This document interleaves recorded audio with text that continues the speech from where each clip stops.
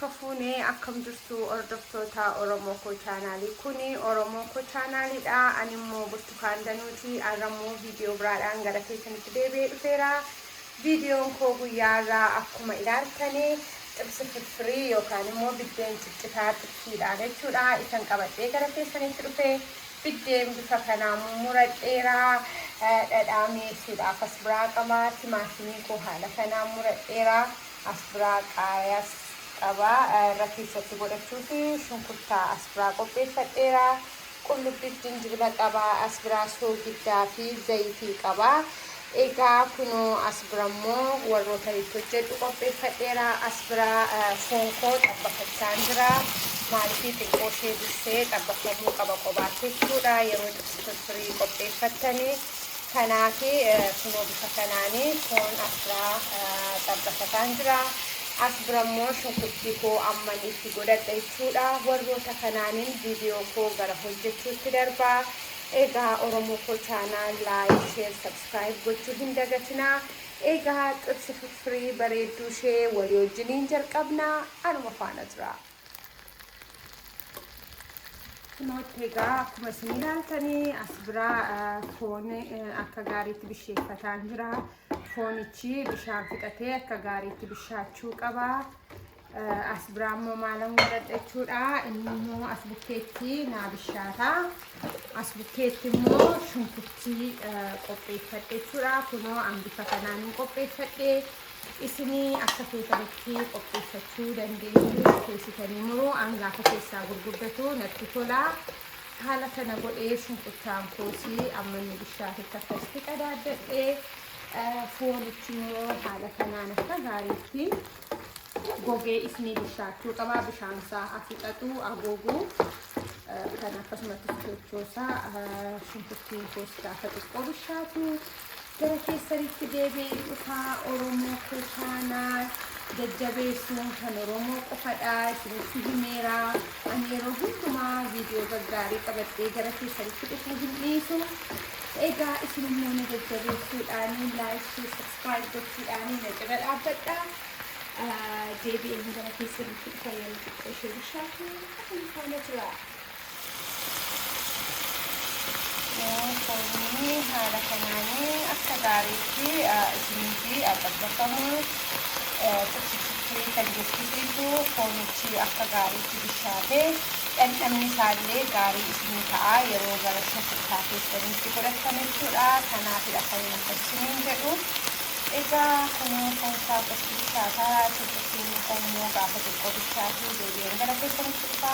Anuma faana jira. Kunooti egaa foonni keenyas bifa kanaanii bishaatee bareedee qaqqabeera. Kunoo kana caalaa warri gochuu barbaadanii gochuu dandeessu. An garuu baay'ee gochuu hin barbaadu. Yennaa feetan garuu kana caalaa gochuu dandeessu. Haala kanaanii as biraa shunkurtiin koosii akkuma isin ilaalaa jirtanii qaqqabeera jechuudha. Kunoonni immoo haala kanaanii naa qaqqabaa jira. Amma kanatti maalan godha? Timaatimiin qopheeffadhe jechuudha. Mana kana amma barbaadan jechuudha. Akka kana gootanii itti godhattu. Timaatimiin koo shunkurtiin yeroo xiqqoo bishaatu deebi'een gara keessanitti dhufa. Anuma faana jira.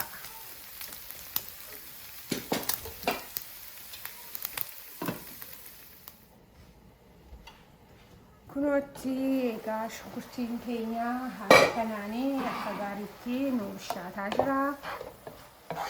Amma kanatti aansinee maal goona jechuudha. Ani amma kan naafu zayitii itti godhachuudha jechaadha.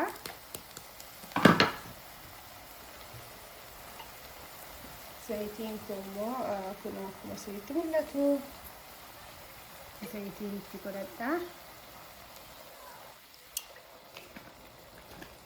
Ammuma fedha keessanii zayitii itti xinneessuu itti baay'isuu hin danda'ama. Garuu zayitii baay'isuun immoo bu'aa hin qabu waanta ta'eef xiqqoomasee itti xinneessinee yennaa hojjetanne gaariidha.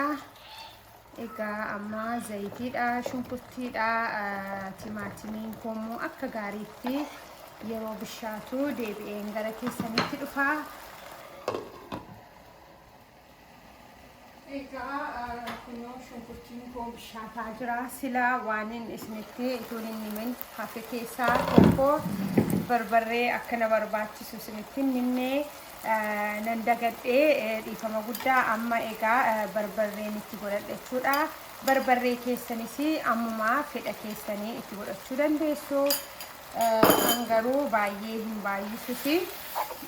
Garuu giddu galeessumaan godha. Baay'ee yeroo xinnaatus immoo firfiriin yeroo xiqqoo diimatu namatti tola. Kan hin hojjedhus immoo diimaa isaa waanta ta'eef yeroo tokko immoo allichaa isaa gaafa hojjetattanii viidiyoo hojjedhee kana dura gadhiiseera, isa ilaaluu dandeessu. Yeroo biraa immoo xibsii kanuma xibsiin hojjetamu firfirii allichaa isaa qabadheen isinii dhiyaadha. Arraaf garuu diimaa isaadha. Kunoo haala kanaanii akka gaarii bishaatu. Egaa amma barbarree keenya eegatti goonee booda xiqqoo ishee bisheessina. Xiqqoo yeroo bishaatu daqiiqaa 2 amma 3tti deebi'een gara keessanitti dhufa. Anuma faana tura. Kunootti egaa ammasi ittuma bisheessaa jira. Daqiiqaa 2-3 bishaachuu qaba. Amma kanatti aansee maalan godha dhugaamatti baay'ee bareedee naa bishaataa jira. Ani shunkurtii yeroo akkas keessaa ija babaasu baay'ee natti tola firfirii keessaa. Kanaafin haala kanaan muradha. Isin garuu shifeessitanii bareechitanii muruu dandeessu. Bishaan of biraa akka hin dhabne hin dagatinaa. Yoo distiin isin jalaa qabellee bishaan itti godhachuu dandeessu. Amma kanatti aanee maalitti godhadha? Akkuma isinitti mul'atu qullubbii koon itti godhadha. Hin baay'isu dhuma isaa hin godhu. Walakkaa isaa amma godhee walakkaa isaa dhumarrattan itti godhadha.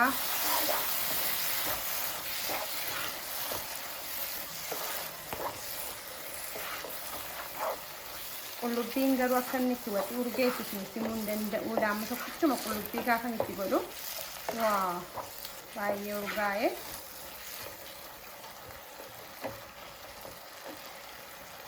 Egaa warri kun immoo walii wajjiniin yeroo bishaatanii daqiiqaa 1-2tti eegan xiqqoo bisheessee deebi'een gara keessanitti dhufa. Anuma faana tura.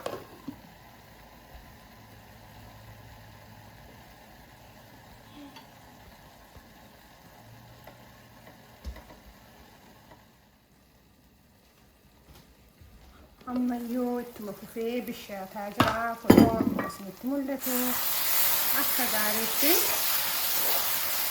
shunkurtii keessanii barbarree, timaatimii, qullubbii, zayitiidha. Amma kuni yoo akka gaariitti warra kanaa akka gaariitti bisheessinee firfiriin keenya illee dhugaamatti baay'ee dhandhama bareedaa fi firfirii bareedaa nuu ta'a. Kunoo isinitti mul'ata. Akkuma isinitti mul'atu akka gaariitti bisheessaadha. Gotee isinitti agarsiisuuf jedheeni. Akka gaariitti kana yeroo keessanitti fudhatanii daqiiqaa 5-10tti kan ga'uchaadha. Kana akka gaariitti bisheessinee firfirii bareedaa isaa mana keenya keessatti akka kanatti hojjetachuun baay'ee gaariidha. Egaa ammayyuu xiqqoo ishee daqiiqaa 1-2tti eegan sochoofadhee booda deebi'een gara keessanitti dhufa. Anuma faana tura. Egaa ammas deebi'een gara keessanitti dhufee kunootti haala kana fakkaatuun nu bishaataa jira. Amma kanatti aanee maalan godhadha? Itu mul'atati fooniin sila bisheeffadhe jechuudha. Amma kana dhagaa kanatti godhadhaa jechuudha. Amma kuni kanatti nam'uu qaba.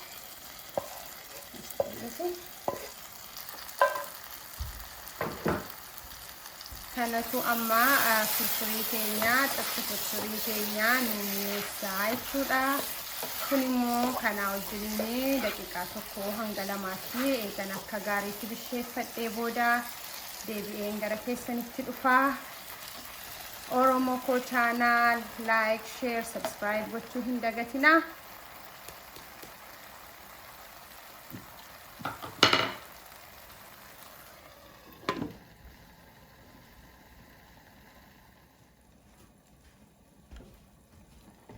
Kunooti egaa amma akka gaariitti qaqqabaa jira. Akkuma isinitti mul'atu akka gaariitti bishaataa jira.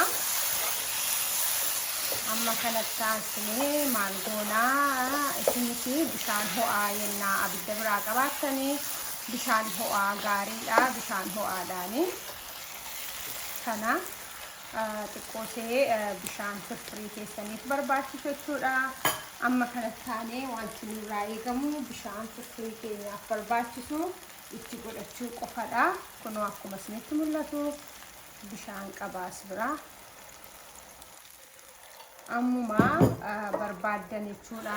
Baay'ina maatii keessanii egaa isintu beeka. Ani amma kana nama 3 hojjedha. Kanaaf kun amma baay'ina nama 3tiin hojjechaa jira. Isinis immoo akkuma kana baay'ina maatii keessaniitiin bishaan keessan itti baay'isuu, itti xinneessuu dandeessu jechuudha. Ani firfirii yeroo bishaan itti baay'atu natti hin tolu. Yeroo akkas furdatu bareedaadha argitanii. Amma kuni baay'ee furdaadha jechuudha. Yeroo akkas furdatu malee firfiriin bishaan duwwaa yeroo itti baay'atu hin minyaa'u firfiriin keenya. Kanaafi hundumti keessanii haala kanaan akkasittiin itti furdistanii hojjetattanii bareedaadha. Kunoo foonsaas immoo isinitti mul'ata. Haala kanaanii xibsi firfirii wanta ta'eef foonsaa xinnoo gosseen xabbase. Egaa amma kuni gaafa danfuu deebi'een gara keessanitti dhufaa. Amma utoon danfiin dura maalan godhadhaa soogiddaa amma fedha keessanii as biratti anis ammuman barbaadu kunoo gootanitti godhattu. Itti aansitanii immoo qullubbii silaa irraa hambifadhe jechuudha. Kunoo isanitti godhadhaa.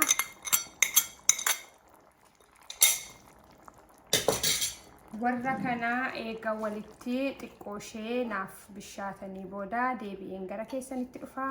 Anuma faana tura.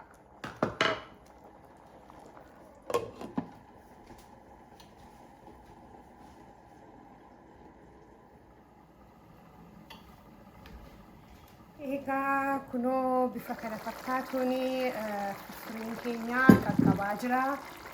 Kunoo akkuma isin ilaaltanii haala gaariidhaan nuuf bishaateera.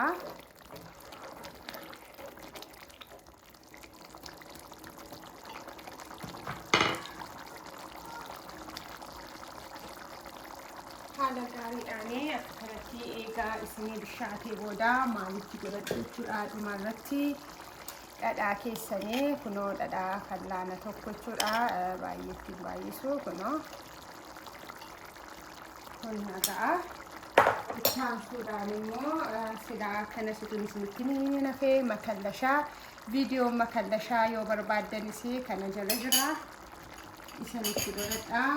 Itti aansee dhumarratti warroota kana eeganitti godhadhee booda qaariyaa irra keessarratti eega kukkuttanii godhachuu dandeessu. Kana keessatti gochuu dandeessu. Angaruu biddeen irra keessan kaawwadha waanta ta'eefi warri kuni kanaan xumureera. Amma kana maalan godhachuudha dhandhama isaa ilaaluu duwwaan naafaa. Mootanii ashaboo qabamoo hin qabu jechuudha. Waaw dhugaa baay'ee tokko minyaa. Egaa biddeen keenya amma kana irratti godhachuu jalqabna jechuudha. Firfirii xibsa firfiriin keenya bifa kana fakkaatuuni. hojjetannee jechuudha. Amma biddeen keenya erga itti godhannee booda gara dhiyeessuu isaatiitti darbina. Kanuma faana tura. Egaa haala kana fakkaatuun bishaan keessanii maal gootu xibsi firfiriin keessanii amma kunoo as biratti nu qaqqabeera jechuudha. Amma ittan dhaanfadha. Maaliif abiddarratu jiru ituu bishaan keessan kun akka kanatti abiddarra taa'ee danfaa jiru biddeen keessan ittiin godhatina. Maaliif xiqqoo ishee isin jalaa maal ta'a hin laaqama biddeen biyya kana yeroo baay'ee xiqqooma akka waxii keessa gashineeni amala laaqamuu qaba. Kanaaf daqiiqaa tokko lama ani nanneegaa abidda irraa dhaanfadhe inni akkas tak jedhu kuni hanga inni xiqqoo ishee qabbanaa'utti jechuudha. Haala kanaanii ture biddeen yeroo itti kukkutummoo isiniin agarsiisa. Kanuma faana tura. Amma egaa akkuma isinitti himee kunoo xiqqoo ishee akkas eeganaa qabbanaa'ee booda hin argitu bishaan isaa furdaadha malee qalloo miti. Bishaan firfirii yeroo baay'ee amma dandeessanitti hin qallisina. Egaa biyyaallee yeroo namni baay'atu yeroo qallatu namatti tola jedhee egaa kunoo bifa kana fakkaatuun raawwadheera jechuudha. Amma maaltu naafaa biddeen itti goggodachuun naafaa.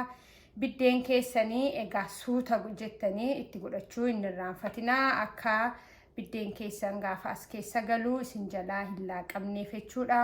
Anammaa suuta jechaa eegan akkasitti itti godhadhee booda akkuma laaltanii amalumaan akka gaggalagashuu yeroo dhiyeessitanis akka bifisaa bareedee isiniif dhiyaatuuf jechaadha. Kan isin akkas gootanii amma danda'ametti haala kanaanii akkas gochaa gara bishaan isaa jirutti immoo biddeen dabalaa.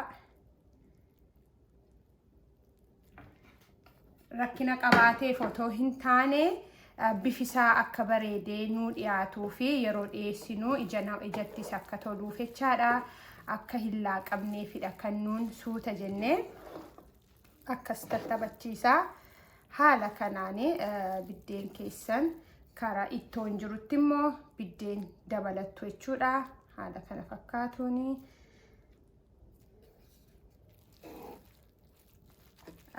Yoo amma akkasiin godha ta'e maal ta'a jechuudha. Biddeen keessanii hin caccabaa hin bareeduu jechuudha. Kanaaf haala bareedaa ta'e kanaanii akkas bukkeen gashaa. Baay'ee immoo firfiriin yeroo jabaatus namatti hin tolu. Ani jabeessu laafaama isaan natti tola. Kanaaf jecha biddeenis ittiin baay'isu jechuudha. Amma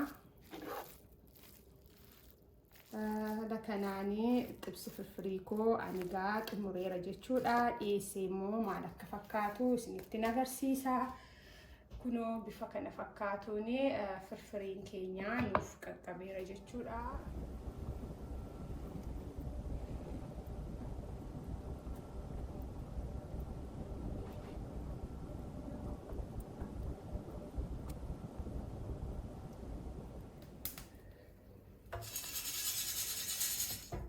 Kunootti egaa xibsi firfirii keenyas ciree keenya haala kana fakkaatuun dhiyeesseera. Bunni keenyas as biratti danfaa jira. Egaa maatiin koos dhibaa ta'anii natti dhufaa jiru gatii ta'ee fi gara ciree keenya nyaachuutti darbina. Oromoo koo chaanal laayik, sheer, sabskiraayib gochuun hin dagatina. Egaa sanbat duraan Oromtitti kichiniitti haala kana fakkaatuun darbeera. Egaa akkam baay'ee sin jaalladhu hin dagatina. Oromoo koo bakka jirtan hundumaatti nagaan fayyaan jaalalli isiniif haa baay'atu. Torbee nagaaf eebbifamaa naa qabaadhaa. Bye bye.